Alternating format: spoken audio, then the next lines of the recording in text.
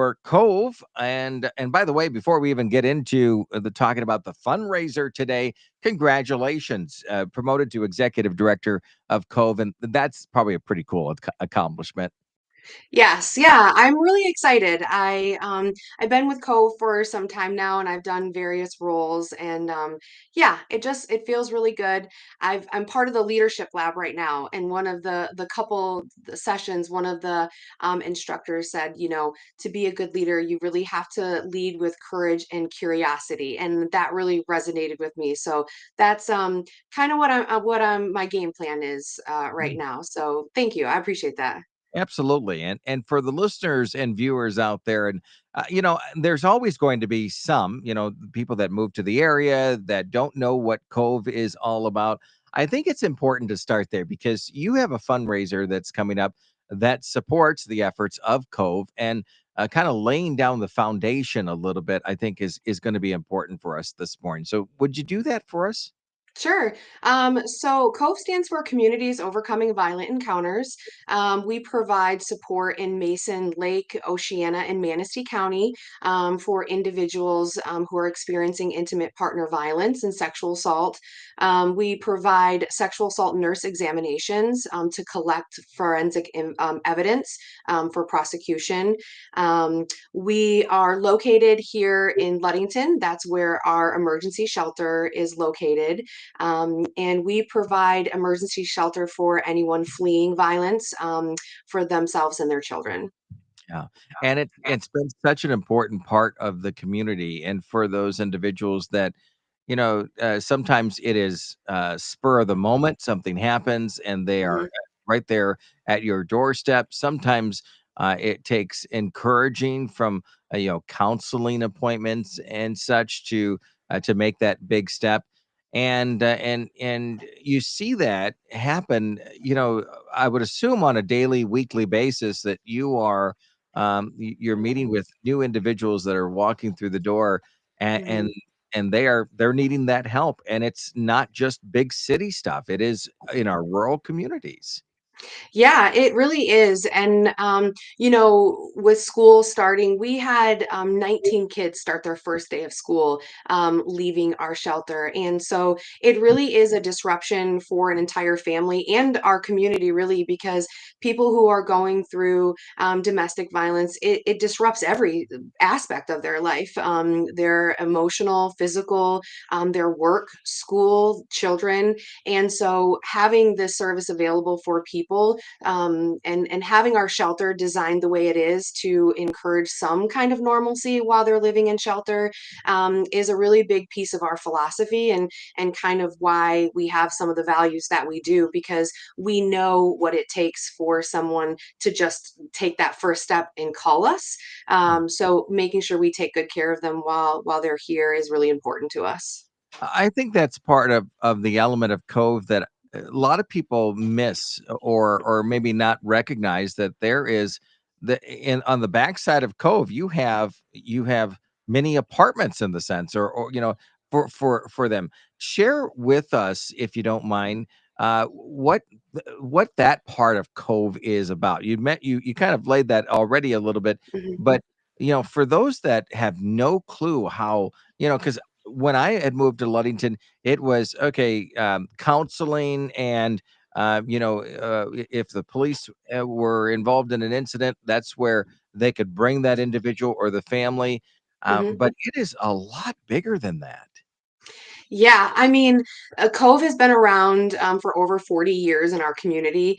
But yeah, if you drive past Ludington Avenue, you would never guess that there's a whole shelter right behind our office building. So we're super lucky that our community came together to build this building. 11 years ago, there was a team of volunteers who really worked really hard and really intentional on creating a space that was looking through that lens of what do survivors need.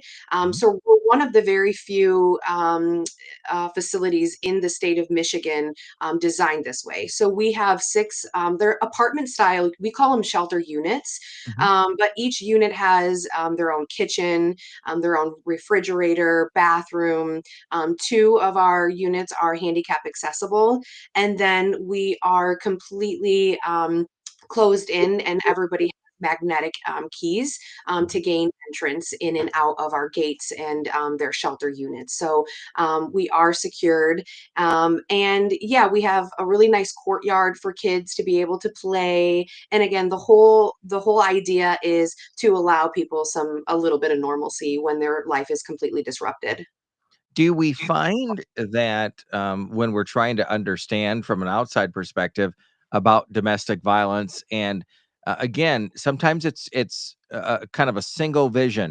We Hmm. see, that person is, goes through domestic violence, needs help, goes to COVE, but as you mentioned a couple of times now, the family unit comes with them. That's Hmm. something that COVE says, "We're gonna wrap our arms around everybody that's affected by this." Yeah. Yeah. I think that, part of some of those bias of people, like, why don't they leave, is part of that, is their children and what they're going to do and how they're going to disrupt their child's lives.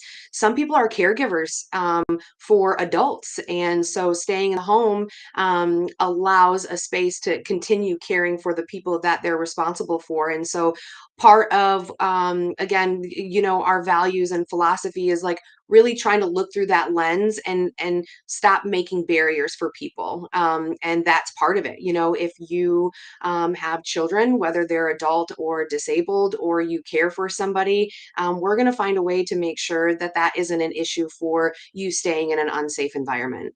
Yeah.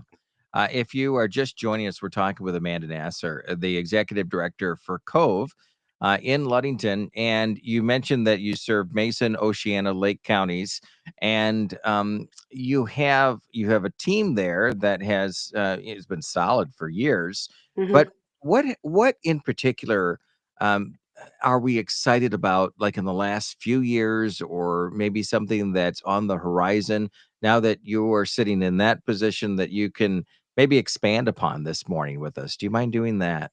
Yeah, I think the community collaboration. For me, it does take a village, and we need our community just as much as they need us. And so I think it's important that survivors know that we are all working together.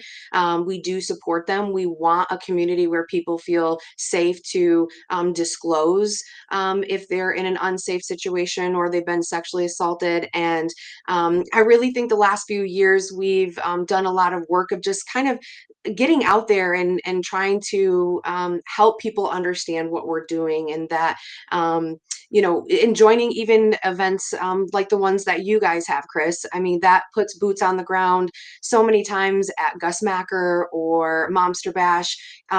People are just coming up, or even kids saying, "Hey, I know you. You work at Cove," and I just think that's a huge piece of this, that we have to be able to, our community needs to know who we are, and they have to be able to trust that we're providing good services, so that way survivors know, hey, that is a place that I can really go to, and my services will be free, they'll be confidential, and it's with a bunch of people who really care. So thanks to you for creating some of those spaces for us to come and be a part of our community and just mingle with everyone. So that's a big piece of what I'm looking forward to, and kind of my hopes for the next year or so. Well, and a lot of those conduits can be, where somebody feels, and you've made it very clear in just the past few moments that you want somebody to be comfortable Hmm. approaching you, being Yeah. able to say, "Okay, I want to take that next step." I Yeah. because even in the last 4 to 5 years of having conversations with you and others, one of the things that stand out is, and you kind of hinted on that earlier, is that some people are very afraid of taking that step of Hmm. making that phone call. And so what do you say to them? I know we want to talk about the fundraiser, but Hmm.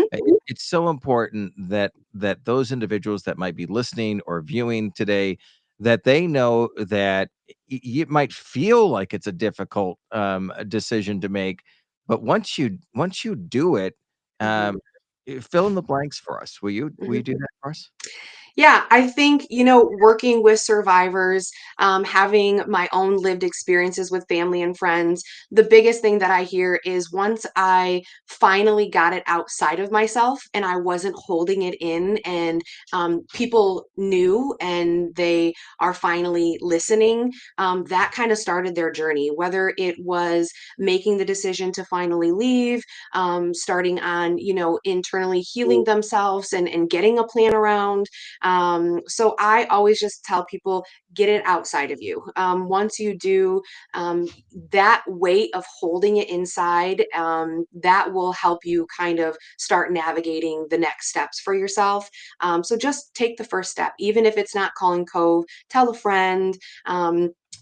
I talk to teens all the time about just having a safe adult to be able to talk about it, because we're seeing rising numbers of teen dating violence, and so just talk about it. Don't be afraid to really say what's going on, because there are resources and there are people out there who want to help and don't want you kind of in hiding with that.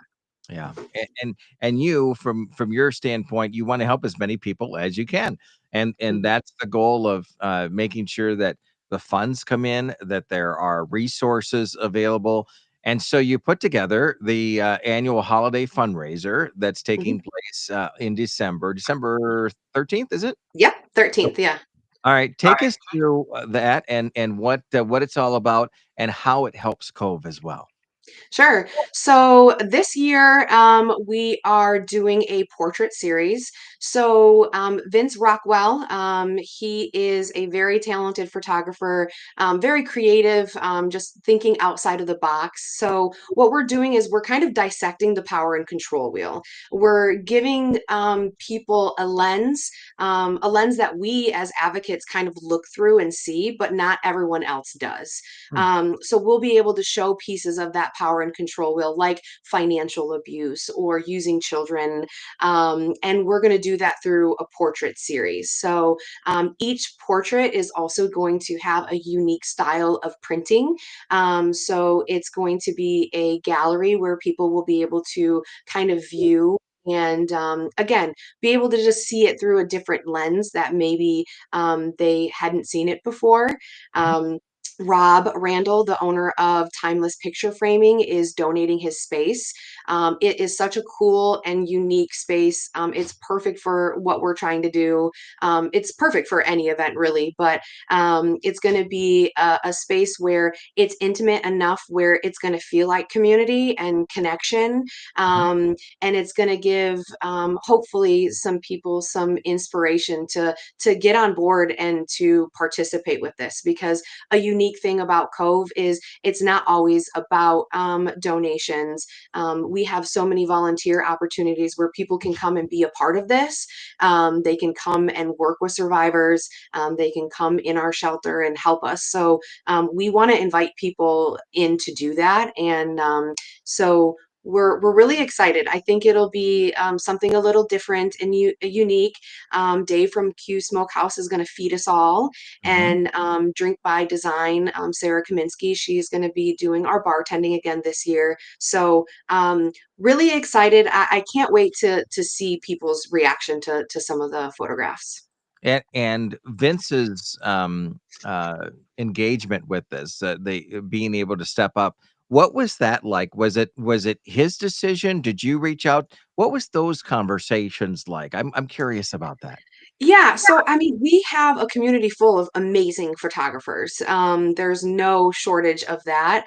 But looking at his work online and stuff, I'm like, he just has kind of a different flavor, and I kind of identify with that a little bit. So I wanted something different. I wanted it unique. I wanted it to be inspirational, but also create an emotion from someone, and it to be able to be an intimate thing. Last year we did at Laka where we had performances, and so this year I really wanted people to be able to kind of have their own moment with some of these photos and to be able to feel whatever they want to feel from it. That's pretty cool. Very Yeah, powerful, it sounds yeah. like. Well, we're looking forward to it. Tickets are on sale now. You want to be Mhm. able to plan for this event. So that's part of why we are having this conversation today, Yes. even though the event is in December. What will help you in the messaging today to in regards to tickets and planning for the event? Just getting your tickets as early as possible. We're also still looking for sponsorships for the event, and we really want new faces. We have a really awesome group of Cove supporters, and this year I want to meet some new people, and I want to have some different conversations. And so, if you've never been to an event, I ask that you please consider joining us this year. Absolutely, and that just expands the conversation, expands the reach, and helps helps others when you are able to expand those names and Yeah. faces that come in. Yes. It sounds like you're doing an incredible thing for the community and continuing to do that. We hope that the community will come out in full force and purchase tickets. You know, do that this week into next week. Make plans for December 13th. And even probably prior to that, we'll have you back on to just have another reminder if you want to come back on with us and chat more about it. And Cove in general, I think you know, we don't want it to be lost out there Yeah. that this resource is available, and it's something that is it's for people 24/7. I mean, you do have you know, in the middle of the night things that Mhm. happen, and there's a team there at Cove to help. Yes. Yep. Yeah. Well, Yeah, we would definitely wanna come back and have more conversations. We appreciate that. absolutely. All right. Did we miss anything about the event? Did we cover everything about the event that we Yeah. wanted to Yeah, cover? I think the only other thing is we do have another event next month. It is our second year of doing it. It's the Holiday Toast. Lynn Cavazos and Susan Hopp are organizing it for us. Elise Boutique of Pentwater and their family are sponsoring the whole thing. It's a nice kind of kickback, chill out event right after Thanksgiving. Um, we have beer and wine tasting, and it will be at the Pentwater Yacht Club from noon to 3 on November 30th. All right, put that on your calendar as well, and help out Cove and relax and chill out a little bit. I think that Yes, that'll be kind of fun. Well, yes. Amanda, we congratulate you on leading Cove, and we look forward to having additional conversations in the future with you. Okay. Thanks, Chris. You're welcome. Thank you. It is 102.7 Mom FM and Hot Country Hits 99.9. And we mention it all the time. If you've missed any part of this conversation, it's archived at our Facebook pages, the Mom FM and Hot Country Hits Facebook page, and as well on our YouTube channel, too. So make sure you click the subscribe button. It is 102.7 Mom FM and Hot Country Hits